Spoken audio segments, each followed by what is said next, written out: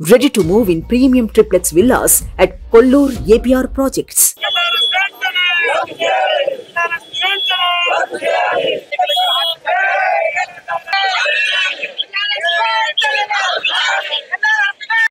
నమస్తే, welcome to Suman TV. ప్రస్తుతం మనం జగిత్యాల జిల్లా ధర్మపురి నియోజకవర్గ కేంద్రంలో ఉన్నాం. రాష్ట్ర ప్రభుత్వం కొత్తగా ఏర్పడిన రాష్ట్ర ప్రభుత్వం ఎల్ఆర్ఎస్ స్కీమ్ ను తిరిగి అమలు చేస్తుంది. దాదాపు అంటే ఒక్కొక్కరి మీద ఒక 20,000 నుంచి 40,000 రూపాయలు పెను భారం మోపుతుందని చెప్పి మాజీ ముఖ్యమంత్రి కేసీఆర్ పిలుపునియడంతో దాదాపు అన్ని నియోజకవర్గ కేంద్రాల్లో దాదాపు ధర్నా కార్యక్రమాలు చేపట్టారు. ఇందులో భాగంగా జగిత్యాల జిల్లా ధర్మపురి నియోజకవర్గంలోని ఇటు నేషనల్ హైవే NH63 జాతీయ రహదారి పైన బీఆర్ఎస్ కార్యకర్తలు పెద్ద ఎత్తున బైఠాయించారు. దాదాపు రాకపోకలకైతే తీవ్ర అంతరాయం జరిగింది. దానికి సంబంధించి దాదాపు మనతో బీఆర్ఎస్ క్యాడర్ అయితే మనతో ఉన్నారు.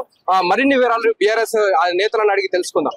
అలవై కాని హామీలతో ఈ రోజు మోసపూరితమైన హామీలు ఇచ్చి తెలంగాణ రాష్ట్రంలోకి అధికారంలోకి వచ్చిన కాంగ్రెస్ పార్టీ ఎన్నికల హామీలలో భాగంగా ల్యాండ్ రెగ్యులరేషన్ స్కీమ్ ఏదైతే ఉందో ఆ స్కీమ్ కు వ్యతిరేకంగా ఇప్పుడు ముఖ్యమంత్రిగా ఉన్న రేవంత్ రెడ్డి గారు కావచ్చు, అదేవిధంగా ఉత్తమ్ కుమార్ రెడ్డి గారు కావచ్చు, ఎన్నికల ప్రచారంలో వారు చెప్పిన మాట నో బీఆర్ఎస్ నో ఎల్ఆర్ఎస్ అని చెప్పి వాళ్ళు ఒక్కటికి 100 సార్లు చెప్పడం జరిగింది.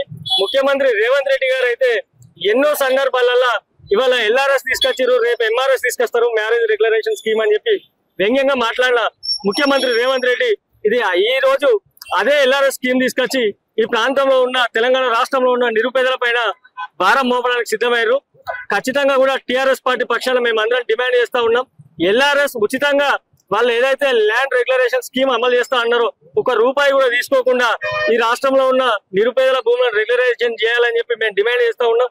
ఈ రోజు ఏదైతే వారు గతంలో హామీ ఇచ్చిరో, గతంలో చెప్పిరో ఆ మాటకు కట్టుబడి ఎల్ఆర్ఎస్ ను రద్దు చేయాలని చెప్పి బీఆర్ఎస్ పార్టీ పక్షాన మా గౌరవ మాజీ ముఖ్యమంత్రి వర్యులు కేసీఆర్ గారి పిలుపు మేరకు మేము ఈ రోజు నేషనల్ హైవే పైన ధర్నా చేసి డిమాండ్ చేస్తా ఉన్నాం. ఖచ్చితంగా భవిష్యత్తులో ఎల్ఆర్ఎస్ ని గిట్ట రద్దు చేయకపోతే కాంగ్రెస్ నాయకులను ఎక్కడి వాళ్ళని అక్కడనే అడ్డుకొని నిలదీస్తామని చెప్పి ఈ సందర్భంగా తెలియజేస్తా ఉన్నాం.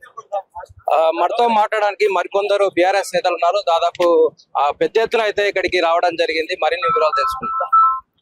వాస్తవంగా ఈ ఎల్ఆర్ఎస్ అనేది సామాన్యులకు భారం. ఎందుకంటే గ్రామాలలో వ్యవసాయేతర భూములను మన కమర్షియల్ గా మార్చుకొని నిర్మాణాలు చేసుకునే సందర్భం ఎక్కడ కూడా లేదు.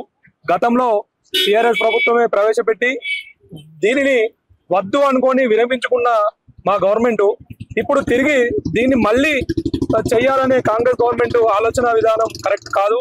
ఎందుకంటే సామాన్యుల మీద పెను భారం. ఈ భారాన్ని తగ్గించాలంటే ఎల్ఆర్ఎస్ ను రద్దు చేయాలి. తప్పకుండా రద్దు చేసి సామాన్యులకు ఒక అండగా ఉండాలి. కానీ సామాన్యులకు భారం చేయడం సరైనది కాదు. మన రాష్ట్ర ముఖ్యమంత్రి గారు దీన్ని తిరిగి రద్దు చేయాలని ఈ ప్రజా ముఖంగా తెలియజేస్తున్నారు. ఇది దాదాపు ఇక్కడ పరిస్థితి. దాదాపు బీఆర్ఎస్ మాత్రం చెప్తుంది దాదాపు ఎల్ఆర్ఎస్ ను పూర్తిగా రద్దు చేయాలి, ఉచితంగా ఎల్ఆర్ఎస్ స్కీమ్ ను అమలు చేయాలని చెప్తున్నారు. మోసపూరిత హామీలతో రాష్ట్ర ప్రజలను తప్పుదో పట్టించే విధంగా హామీలు ఇచ్చి ఈ రోజు అధికారంలోకి వచ్చిన కాంగ్రెస్ ప్రభుత్వం గతంలో తెలంగాణ రాష్ట్ర ప్రభుత్వం ఏదైతే నిర్ణయం తీసుకున్నదో ఈ రాష్ట్రంలో ల్యాండ్ రెగ్యులేషన్ స్కీమ్ తీసుకొచ్చిందో ఆ స్కీమ్ ను పూర్తి స్థాయిలో అడ్డం పెట్టుకొని ఆ స్కీమ్ ఇవాళ నో బీఆర్ఎస్ నో ఎల్ఆర్ఎస్ పేరుతోటి ఈ రోజు అధికారంలోకి వచ్చిన కాంగ్రెస్ పార్టీ నిధుల సమీకరణకు ఎల్ఆర్ఎస్ ను వాడుకోవడం నిజంగా కూడా దురదృష్టకరం. వాళ్ళ మేనిఫెస్టో ఏదైతే ఉందో మేనిఫెస్టోలో గౌరవ ముఖ్యమంత్రి గారు, ఇప్పుడున్న ముఖ్యమంత్రి రేవంత్ రెడ్డి గారు, అదేవిధంగా ఉత్తమ్ కుమార్ రెడ్డి గారు చాలా సందర్భాలలో వారు చాలా క్లియర్ గా చెప్పడం జరిగింది. నో బీఆర్ఎస్ నో ఎల్ఆర్ఎస్ అని చెప్పి ఇవాళ వాళ్ళే ఎల్ఆర్ఎస్ అని చెప్పి ఈ స్కీమ్ తీసుకొచ్చి నిరుపేదల నుంచి పెద్ద ఎత్తున నిధులు సమీకరించుకోవడానికి ఒక కుట్ర వేయడం జరిగింది. ఈ కుట్రను బీఆర్ఎస్ పార్టీ పక్షాన మేమంతా ఖండిస్తా ఉన్నాం. ఖచ్చితంగా ఎల్ఆర్ఎస్ నిర్ణయం ఏదైతే ఉందో రాష్ట్ర ప్రభుత్వం వెంటనే వెనక్కి తీసుకోవాలని చెప్పి బీఆర్ఎస్ పార్టీ పక్షాన మేము డిమాండ్ చేస్తా ఉన్నాం. ఖచ్చితంగా గతంలో కూడా మనం చూసినట్టయితే ఇట్లా ఈ రాష్ట్రంలో పూర్తి స్థాయిలో ఇవాళ వాళ్ళు అడుగడుగునా తిరుగుతూ మోసపూరిత హామీలు ఇస్తూ అలవి కాని హామీలు ఇచ్చి ఈ రోజు అధికారంలోకి రావడం, వచ్చిన వెంటనే మాట మార్చి ఈ రోజు వాళ్ళు ఏదైతే ఎల్ఆర్ఎస్ స్కీమ్ కావచ్చు, అనేక పథకాలు కావచ్చు, ఉద్యోగ నియామకాలే కావచ్చు, ఈ రోజు ప్రజలు గమనిస్తా ఉన్నారు.